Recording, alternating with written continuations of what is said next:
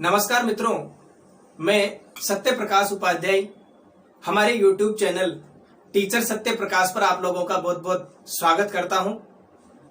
मित्रों, कंपटीशन का जो पहला वीडियो मैंने डाला था पाचन तंत्र पार्ट फर्स्ट में, उसमें आप लोगों ने जो प्यार दिया वो अविस्मरणीय है। उसके लिए आप सभी लोगों का बहुत बहुत धन्यवाद। और उसी कड़ी को आगे बढ़ाते हुए आज हम पाचन तंत्र के और तथ्यों को जानेंगे। एक बार पिछले वीडियो में हमने बात की थी, उसको रिवाइज करते हैं कि उसमें हमने बात की थी पाचन तंत्र के बारे में, पाचन की परिभाषा के बारे में। उसके बाद में आहार नाल के आधार पर जीवों को दो भागों में बांट के हमने देखा था कि शाकाहारी जीव जो खरगोश था और मांसाहारी जीव उदाहरण लिया था हमने शेर, दोनों की आहार नाल की तुलना की थी। तो हमने देखा था कि शेर की आहार नाल छोटी थी और खरगोश की आहार नाल बड़ी थी। उसका कारण एक था कि शाकाहारी जीव जो थे वो शाक यानी अपना भोजन पादपों से प्राप्त करते हैं। तो पादपों से प्राप्त भोजन में क्या होता है, सेलुलोज की मात्रा अधिक होती है और उस सेलुलोज के पाचन के लिए अधिक क्षेत्रफल की आवश्यकता होती है। इसीलिए जो शाकाहारी जीव हैं उनकी आहार नाल कैसी होती है, बड़ी होती है। उसके बाद में हमने आहार नाल की लंबाई देखी थी, फिर आहार नाल को दो भागों में बांटा था। आहार नाल के एक तरफ तो उसके भाग या अंग थे, एक तरफ पाचक ग्रंथियां थी। तो सबसे पहला जो भाग हम पढ़ रहे थे मुख गुहा या बक्कल केविटी, सबसे पहला भाग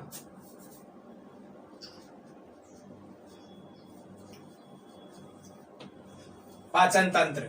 पाचन तंत्र में पहला भाग पढ़ा था हमने मुख गुहा या बक्कल केविटी। इसमें हमने मुख गुहा में 4 भागों के बारे में जाना था और एक भाग को हमने पढ़ लिया था। जैसे मुख गुहा में देखो दांत, जीभ,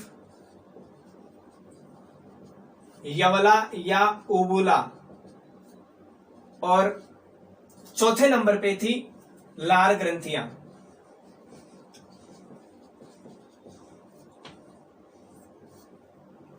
इस प्रकार हमने देखो मुख गुहा में 4 भागों की बात की थी, दांत, जीभ, यवला या ओवुला और लार ग्रंथियां। दांत के बारे में हमने विस्तार से बात कर ली थी कि दांत की जो संरचना है कैसे, किस प्रकार से, कौन कौन से रासायनिक पदार्थों से मिलकर बनी हुई है। और दांत के ऊपर जो इनेमल पाया जाता है, प्रश्न वहीं से पूछा जाता है कि इनेमल जो है शरीर का सबसे कठोर भाग है, मानव शरीर का सबसे कठोर भाग है। तो वहां पे आप लोगों को ऑप्शन में मिल सकता है दांत, यवला और 2-3, जैसे फीमर जो अस्थि है वो सबसे मजबूत अस्थि मानी जाती है हमारे शरीर की, तो ऑप्शन में फीमर भी मिल सकता है। तो आप लोगों को ध्यान रखना है, फीमर क्या है, मानव शरीर की सबसे मजबूत अस्थि है, जबकि इनेमल क्या है, मानव शरीर का सबसे कठोर भाग है। तो प्रश्न अगर कठोर भाग से पूछा जाता है तो आप लोगों को आंसर कौन सा करना है, इनेमल करना है। इसके बारे में बाद में हमने बात की थी दंत सूत्र के बारे में। तो दंत सूत्र देखो, 2 दंत सूत्र हमने पढ़े थे, एक तो वयस्क का और दूसरा बच्चों का। शिशुओं में और वयस्क में दंत सूत्र अलग अलग होता है। एक बार रिपीट करते हैं, दंत सूत्र का जो क्रम है ICPMM, इसी क्रम में आप लोगों को याद रखना है इंसाइसर, केनाइन, प्रीमोलर और मोलर, कृंतक, रदनक, अग्रचर्वणक और चर्वणक। इसी क्रम में आपको दांतों की संख्या भी याद रखनी है। आप तो नाम याद रख लो, दांतों की संख्या तो मैं याद करवा दूंगा अभी यहीं पे। देखो दंत सूत्र है 21-23 बटे 21-23 इंटू 2। बच्चों में दंत सूत्र था 2102 बटे 2102 इंटू 2। यानी ये जो 21-23 बटे 21-23 है, एक तरफ के आधे जबड़े का है, तो उसको दोनों तरफ करने के लिए हमने 2 से गुणा किया था। और इस प्रकार हमने जाना था कि यहाँ पे टोटल कितने आए थे, 32 आए थे, और यहाँ पे टोटल आए थे 20 आए थे। यानी वयस्क में दांतों की संख्या अगर हम देखें तो 32 होती है और बच्चों में होती है 20। इनको हमने मिल्की टीथ यानी इनको कहा था हमने दूध के दांत, मिल्की टीथ भी इनको बोलते हैं, दूध के दांत भी इनको कहते हैं। दूध के दांत जो हैं वो बाल्यावस्था के कंप्लीट होते ही हटना स्टार्ट हो जाते हैं, यानी उखड़ जाते हैं, और उसके बाद में फिर से नए 32 यानी 32 दांत आते हैं। तो 32 को मैंने लिखा था 20 + 12। यहाँ पे 20 जो थे ये कैसे थे, अस्थायी दांत थे, ये भी याद रख सकते हैं हम। यहां से भी प्रश्न पूछा जा सकता है कि मानव में अस्थायी दांतों की संख्या है, और ये 12 जो थे ये कैसे दांत थे, स्थायी दांत थे। प्रश्न पूछा जा सकता है मानव में स्थायी दांत होते हैं, तो ऑप्शन में आ जाए 32, पहला ऑप्शन 32, दूसरा आ जाए 28, तीसरा ऑप्शन आ जाए आपके पास में 20, और चौथा ऑप्शन आ जाए 12। तो मानव में स्थायी दांत कितने हैं, मानव में स्थायी दांत होते हैं 12। तो सही आंसर होगा ऑप्शन 4 स्थायी दांत। इसके बाद में कुछ तथ्य हैं जो आप लोगों को लिखने पड़ेंगे। जैसे देखो, छोटे बच्चों में कौन से दांत अनुपस्थित होते हैं, तो यहाँ पे महत्वपूर्ण तथ्य, और यहां से ही प्रश्न बनते हैं। छोटे बच्चों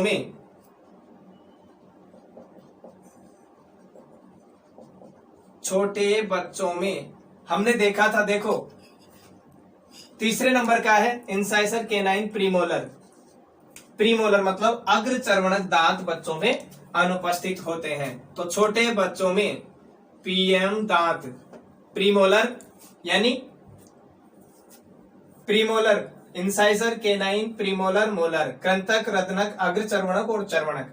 तो छोटे बच्चों में कौन से अनुपस्थित हो गए, अग्र चर्वणक दांत अनुपस्थित होते हैं। पहली बात मुख्य। दूसरी बात है कि छोटे बच्चों में सबसे पहले कौन से दांत आते हैं, छोटे बच्चों में सबसे पहले आने वाले दांत,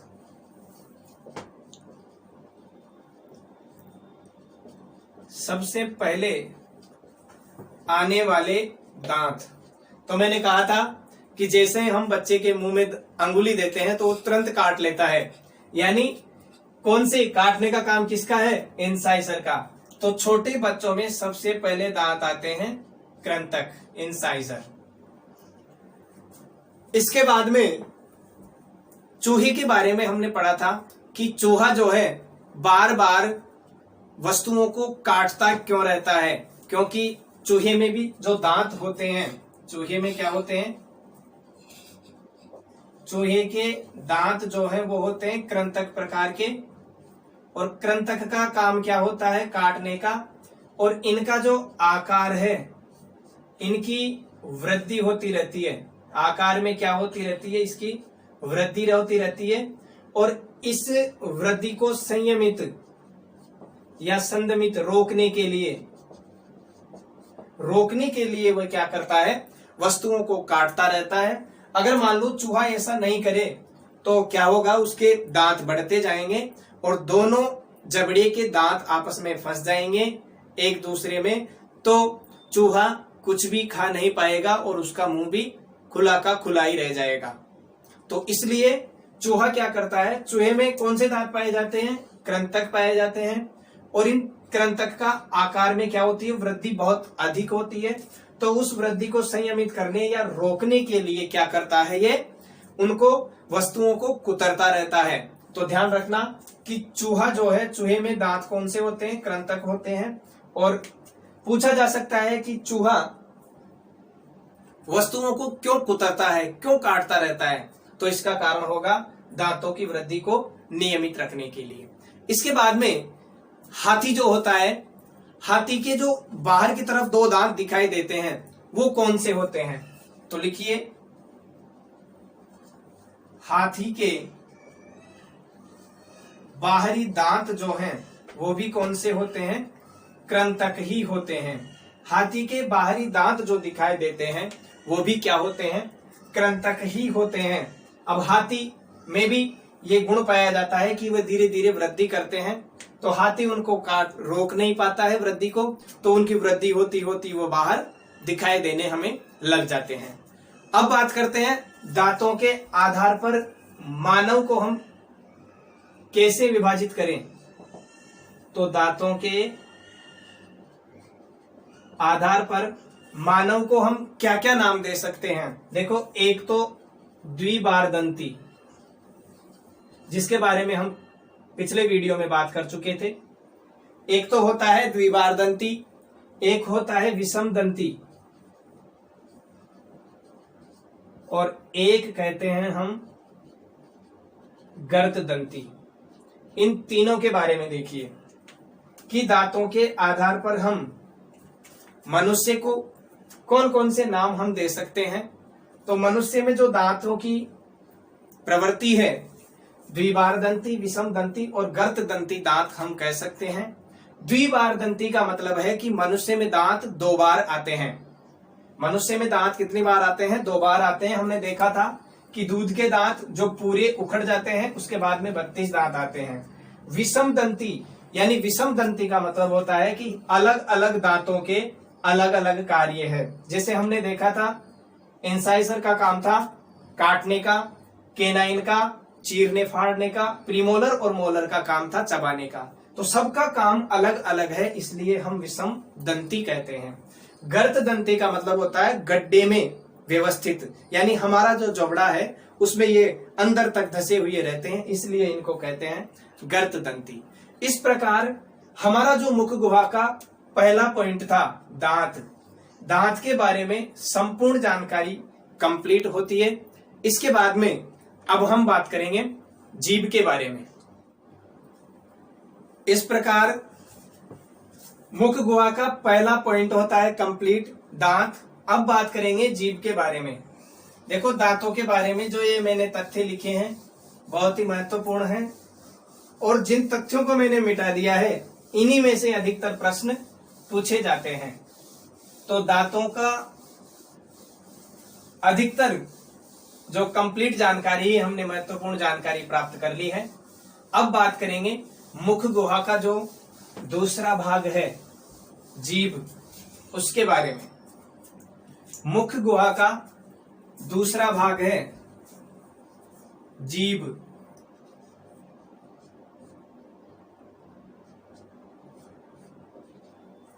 जीभ, जीभ क्या है? जीभ मांसपेशियों से बना एक अंग है। किससे बनी होती है जीभ? मांसपेशियों से। तो हम लिख सकते हैं मांसपेशियों से बना अंग। जीभ क्या है? मांसपेशियों से बना अंग है। जीभ क्या है? मांसपेशियों से बना अंग है। तो चित्र में आप लोग देख रहे हैं जीभ की संरचना। जीभ में ये डॉटेड जो मैंने लाइनें बना रखी है ये होती है स्वाद कलिकाएं, जो हमें स्वाद का ज्ञान कराती है। ये क्या होती है? स्वाद कलिकाएं होती है जो हमें स्वाद का ज्ञान कराती है। तो जीभ का जो अगला सिरा होता है, देखिए स्वाद के लिए भी जीभ का जो अलग अलग हिस्सा है, मीठे के लिए अलग हिस्से में मीठे का स्वाद आता है, कड़वे का, नमकीन का, तो सब जगह अलग अलग स्वाद की निर्धारित है। हम देखते हैं कि जीभ का जो आगे वाला हिस्सा है, यहां पर हमें जो मीठा स्वाद है उसका अनुभव होता है, मीठे स्वाद का ज्ञान होता है। आगे वाला भाग जो होता है मीठे स्वाद का हमें अनुभव करवाता है। इसके बाद में हम देखते हैं कि थोड़ा आगे चलते ही मध्य भाग के दोनों तरफ यहां हमें अनुभव होता है खट्टा स्वाद, खट्टे स्वाद के दोनों तरफ देखो, यहां पर भी खट्टा और यहां पर भी खट्टा। खट्टे स्वाद के थोड़ा भीतर की तरफ हम देखते हैं तो यहां पे हमें स्वाद अनुभव होता है नमकीन, यहां पे भी नमकीन और यहां पे भी नमकीन स्वाद का अनुभव होता है। तो जहां खट्टे का नमकीन का अनुभव होता है, उनके बीच में वाला, बीच वाला जो मैंने ये गोला बना रखा है, ये भाग होता है स्वादहीन, यानी यहां पर हमें किसी भी स्वाद का ज्ञान नहीं होता है। तो जीभ का मध्य वाला जो हिस्सा है वो क्या होता है, स्वादहीन होता है। और हम खाना खाने के बाद में अंत में खाने में कुछ ना कुछ कमी तो निकाल ही देते हैं, इसीलिए जीभ का जो अंतिम भाग है वो हमें अनुभव करवाता है कड़वे स्वाद का। इस प्रकार देखो, जीभ पर क्या पाई जाती है, स्वाद कलिकाएं पाई जाती है। स्वाद कलिकाओं का कार्य क्या होता है, हमें स्वाद का ज्ञान करवाना। जीभ के प्रारंभिक हिस्से पर, आगे वाले हिस्से पर हमें मीठे स्वाद का अनुभव होता है। थोड़ा आगे चलते हैं तो जीभ की दोनों तरफ, किनारों की तरफ खट्टे ज्ञान का अनुभव होता है, यहां पर और यहां पर खट्टा। खट्टे से केंद्र की तरफ अगर हम आते हैं, मध्य भाग की तरफ आते हैं, तो यहां पर हमें नमकीन स्वाद अनुभव होता है, यहां पर और यहां पर।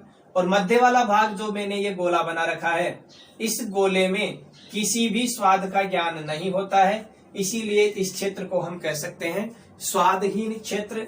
और लास्ट में, अंत में जो होता है, ये होता है हमें कड़वे ज्ञान का अनुभव होता है। अब देखते हैं कि जीभ जो होती है, हमारे शरीर में एक हायार्ड हड्डी होती है, उससे फ्रेनुलम के द्वारा जुड़ी रहती है। हायार्ड हड्डी के द्वारा, यानी हायार्ड हड्डी से जीभ जुड़ी रहती है फ्रेनुलम के द्वारा, इसलिए हमारी जीभ व्यवस्थित रहती है।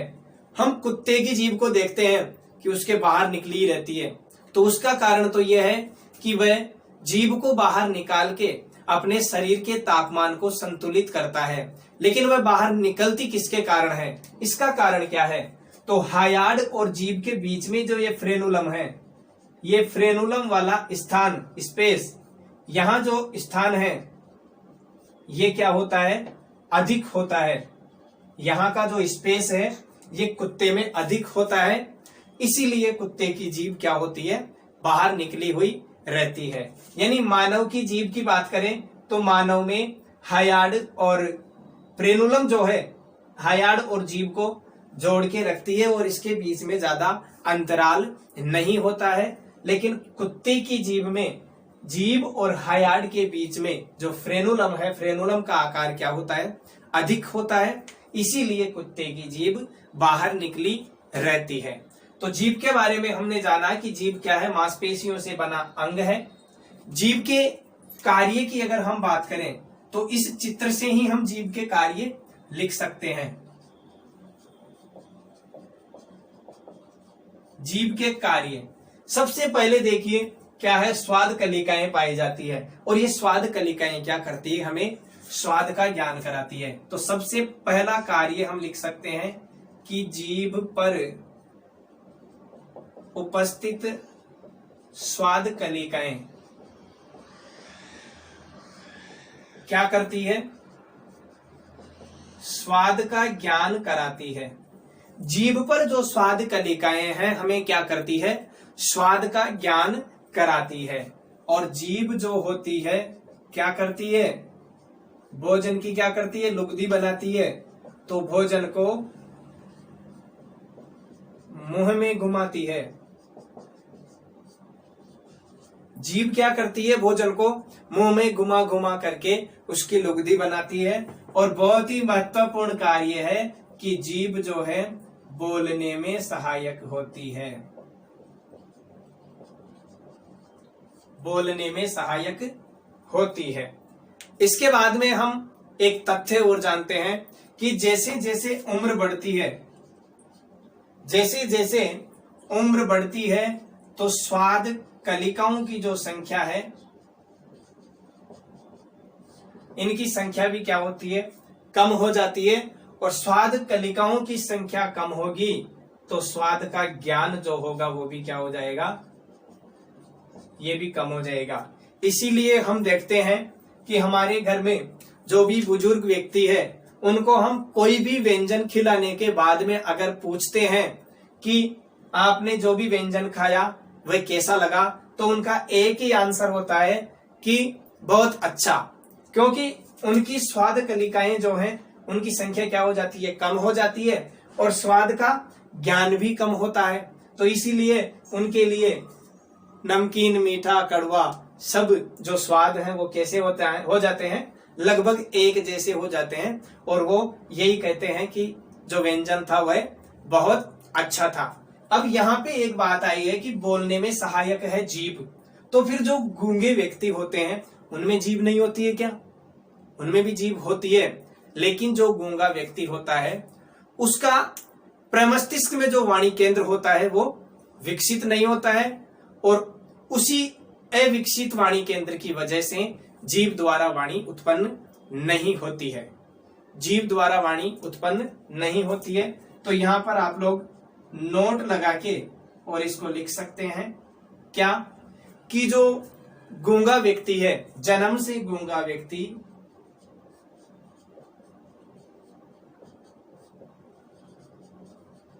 मान लीजिए कोई व्यक्ति जन्म से गूंगा है तो वह क्यों नहीं बोल पाता, क्योंकि उसके प्रमस्तिष्क में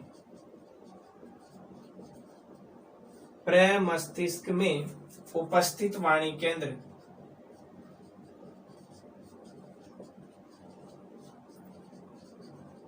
विकसित नहीं होता है।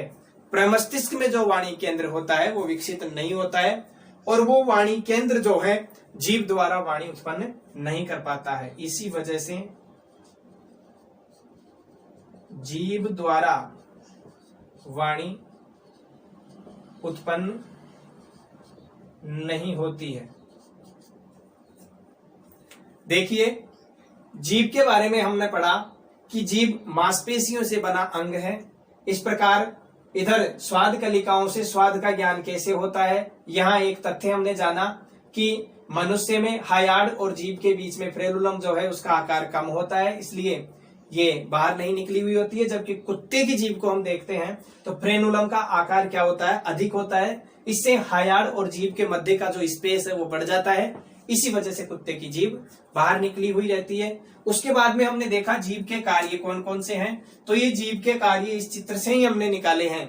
जीभ पर क्या पाई जाती है, स्वाद कलिकाएं पाई जाती है, जो हमें क्या करती है, स्वाद का ज्ञान कराती है। कौन कौन से स्वाद का ज्ञान कहाँ कहाँ होता है हमने चित्र में देख लिया है। भोजन को मुंह में ये घुमाती है, जिससे क्या बनता है, लुगदी बनती है। भोजन की क्या बनती है, लुगदी बनती है। इसके बारे में जब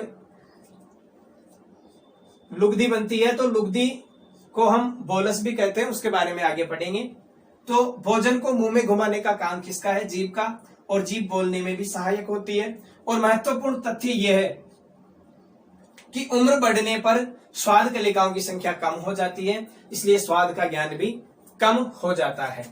बोलने में सहायक है, इससे जुड़ा हुआ एक तथ्य है, इसको आप लोग नोट लगाकर लिखोगे कि जन्म से गूंगा व्यक्ति जो होता है उसके प्रमस्तिष्क में जो वाणी केंद्र उपस्थित होता है वो विकसित नहीं होता है, इसीलिए जीभ द्वारा वाणी उत्पन्न नहीं होती है। इस प्रकार आज हमने मुख गुहा में उपस्थित जो जीभ है, मुख गुहा में जो अंग है जीभ, उसके बारे में हमने विस्तार से जाना है। पिछले वीडियो में हमने दांत के बारे में जाना था, आज हमने जाना है जीभ के बारे में। आज की क्लास को हम यहीं विराम देते हैं। नेक्स्ट क्लास में हम बात करेंगे मुख गुहा का जो तीसरा अंग है यवला, और उसको ओवुला भी कहते हैं, उसके बारे में बात करेंगे। आशा करता हूं आज हमने जो अध्ययन सामग्री आप लोगों को प्रोवाइड करवाई है वो आप लोगों को अच्छी लगी होगी।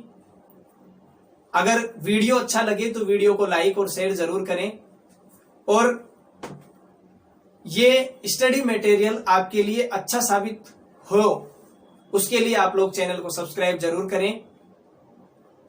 मिलते हैं नेक्स्ट वीडियो में, तब तक के लिए धन्यवाद।